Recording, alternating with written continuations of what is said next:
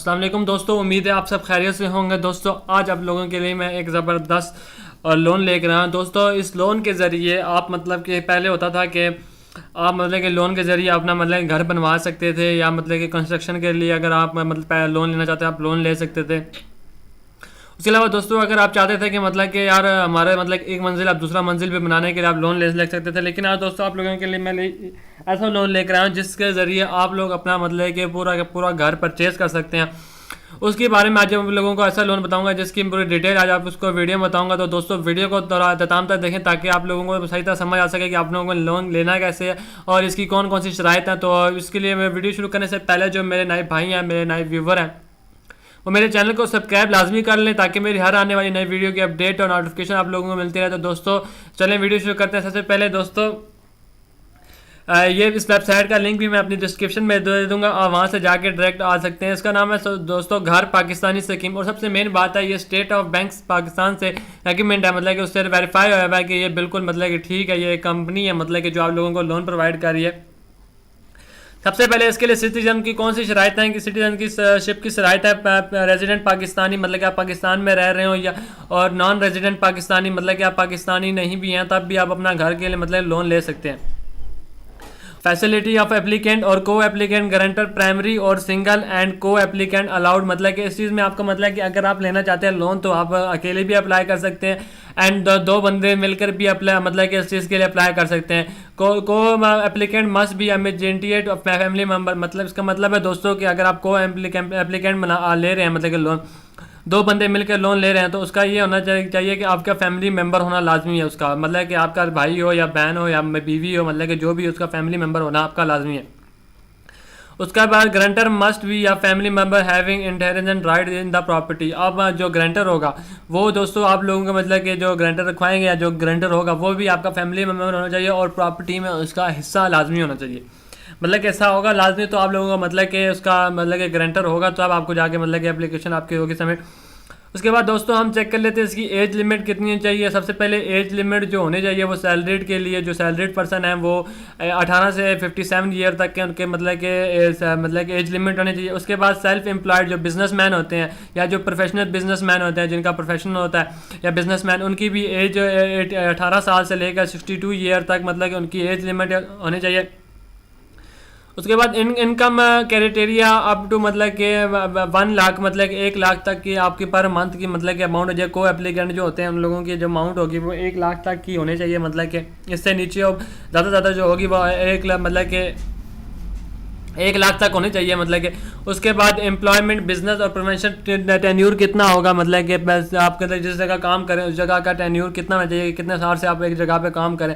जो सैलरीड है वो मिनिमम 1 ईयर कंटिन्यूस एम्प्लॉयमेंट होना चाहिए। एक जगह जिस जगह सैलरीड पर्सन काम कर रहा है उस जगह का 1 साल से उसका कंटिन्यू एम्प्लॉयमेंट होना चाहिए, लाजमी है।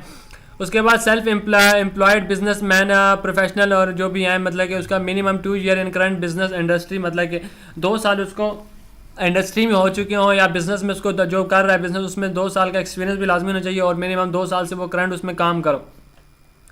उसके बाद दोस्तों हम चेक कर लेते हैं प्रोडक्ट एंड फीचर्स, मतलब कि इसके कौन कौन से हैं। उसके बाद इसके इनकम क्राइटेरिया जो है उसके लिए सबसे पहले इनकम जो आपकी होनी चाहिए 1 लाख तक की होनी चाहिए लाजमी पर मंथ, मतलब कि 1 लाख से ऊपर नहीं होनी चाहिए।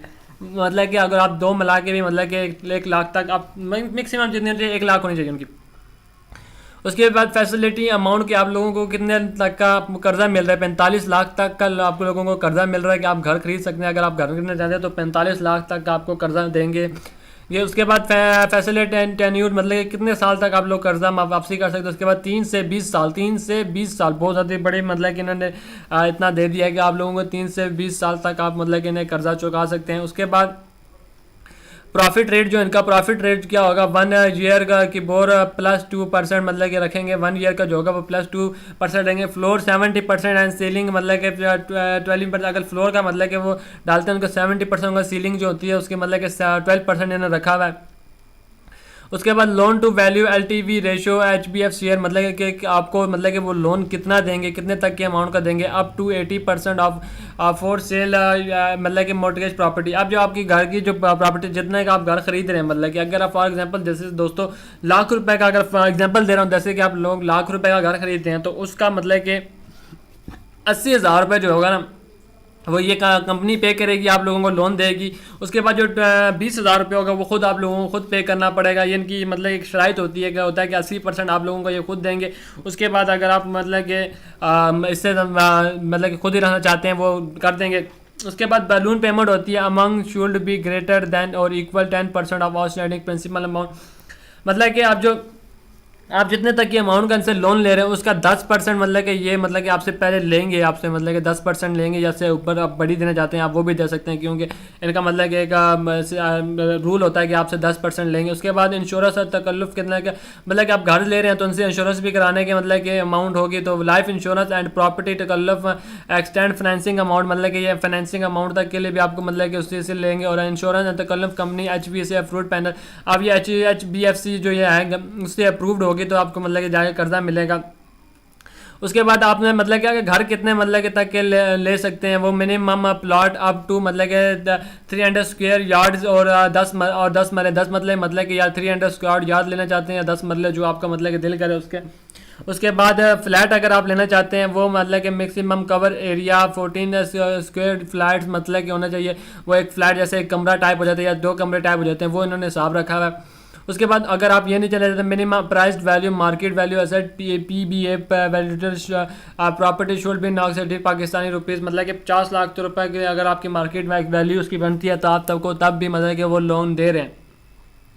उसके बाद इनके स्केड्यूल चार्जेस जो होते हैं मतलब कि वो चार्जेस जो लेते हैं वो मैं आपको दोस्तों बताता चलता हूँ कि एप्लीकेशन प्रोसेसिंग फ़ीस जो होती है उस चीज़ के लिए मतलब कि अगर आप मतलब कि 1 लाख से 10 लाख से ऊपर ले रहे हैं तो उसके लिए 2,000 में मतलब कि 10 लाख तक का मान लें उसके लिए 2,000 इनकी फ़ीस होगी। अगर 10 लाख से अबव लेकर 45 लाख तक का आप लोन ले रहे हैं उसकी 5,000 मतलब कि प्रोसेसिंग फ़ीस होगी।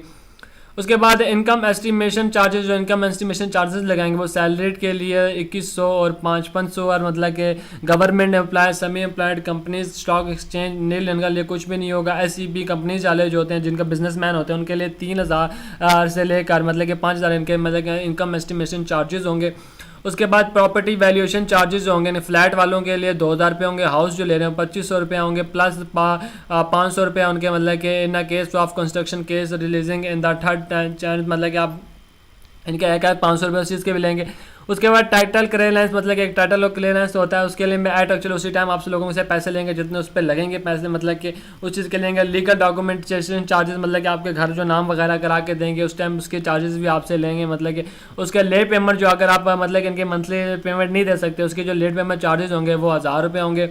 उसके बाद दोस्तों बैलून पेमेंट जो है वो आपके चार्जेस होंगे वो नील होंगे, कोई भी चार्जेस नहीं ले रहे। और उसके बाद अर्ली सेटलमेंट चार्जेस होंगे वो भी मतलब कि नील ही हैं, कोई भी नहीं आपसे चार्जेस ले। उसके बाद स्टोरेज चार्जेस जो होते हैं पाकिस्तानी मतलब कि 100 रुपये आपसे पर मंथ लेंगे लाजमी, जो उनके स्टोरेज चार्जेस होते हैं कि जो आपके मतलब कि डॉक्यूमेंट ले रहे हैं वो आप मतलब कि 100 रुपया पर मंथ आपसे मतलब इंस्टॉलमेंट के साथ वो लिया करेंगे इस चीज़ के। उसके बाद दोस्तों ये डॉक्यूमेंट्स जो हैं आप लोग मतलब कि पढ़ लीजिएगा, मैं आपको मतलब कि मेन डॉक्यूमेंट जो हैं वो मैं आप लोगों को बताता चलता हूँ, बाकी आप मतलब कि सैलरीड और प्रोफेशनल के लिए वो आप पढ़ लीजिएगा।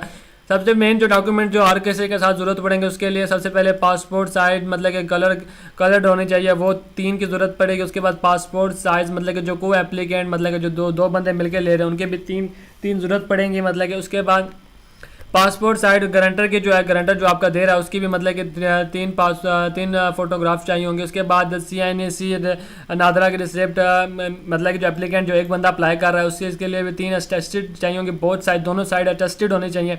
उसके बाद को एप्लीकेंट जो है उसके लिए भी आपको 3 CNAC का अटेस्टेड कॉपी चाहिए होंगे, बोथ साइड अटेस्टेड होने चाहिए। उसके बाद जो आपका गारंटर होगा उसकी भी दोस्तों 3 कापी अटेस्टेड, मतलब कि बोथ साइड दोनों साइड इसकी अटेस्टेड होने चाहिए। उसके बाद 7वें नंबर पे है in purchase case only CNAC NADRA receipt CNAC issue अंदर द प्रोग्रेस ऑफ सेलर, मतलब कि सेलर का जो होगा जो सेलर आपको बेच रहा है मतलब कि जिससे आप ले रहे हैं उसका भी CNAC कापी और नादरा के साथ कार्ड चाहिए होगा। जो परचेज मतलब कि प्रोग्रेस में हो उसका भी अटेस्टेड होने चाहिए, बोथ साइड उसकी एक ही कॉपी चाहिए होगी लेकिन अटेस्टेड होगी।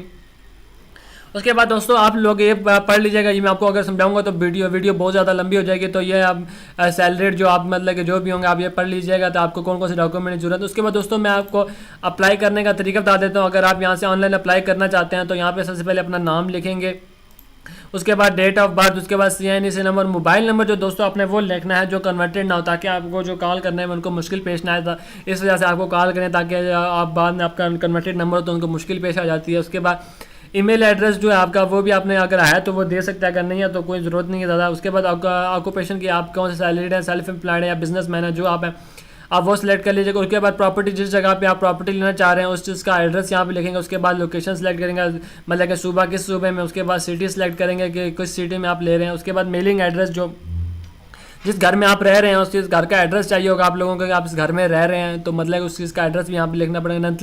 नेट मंथली इनके आपके इनकम मतलब कि कितनी है, मतलब कि आपको वो भी यहाँ पे लिखनी पड़ेगी। उसके बाद पर्पज़ ऑफ लोन आप परचेज़ के लिए ले रहे हैं, आप परचेज में मतलब कि यहाँ पे करेंगे। उसके बाद रिक्वायर्ड फाइनेंसिंग अमाउंट की आपको कितनी तक की अमाउंट का लोन चाहिए आप यहाँ पे मतलब कि वो अमाउंट लिखेंगे।